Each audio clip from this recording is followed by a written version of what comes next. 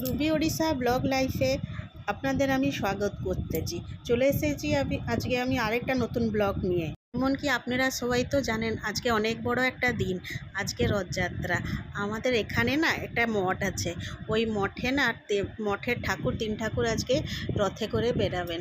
আজকে আমাদের ঘরের কাছ দিয়ে ঠাকুর সব যাবেন, তো আমরা আজকে জলদি জলদি সব রান্না খাওয়া শেষ করে নেব, করে দিয়ে আজকে বিকেলবেলা ঠাকুর আবার আমাদের ঘরের কাছেই সামনেই দাঁড়ালে ঠাকুর সব যাবেন।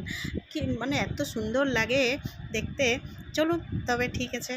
রান্না হয়ে গেছে, আমি এপাশে ডাল বসিয়ে ডাল সম্বার দিয়ে দিলাম। তারপর এপাশে কড়াইতে আমি একটা মিক্স ভেজ তরকারি বানাচ্ছি।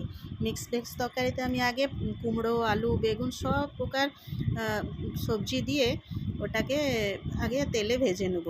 তারপরে আমি মগজ আর কাজু বাটা ওর উপরে দিয়ে কষিয়ে নেব। কষিয়ে এটা আমি হালকা ফুলকা রান্না করেছি।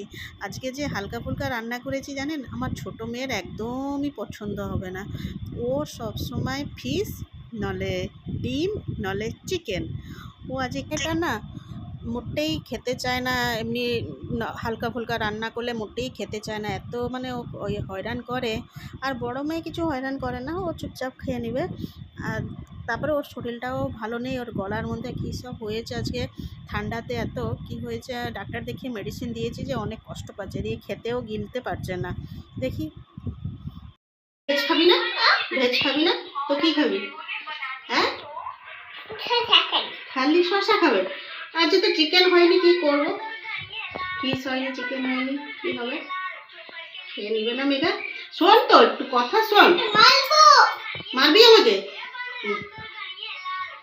নে ভাত নে।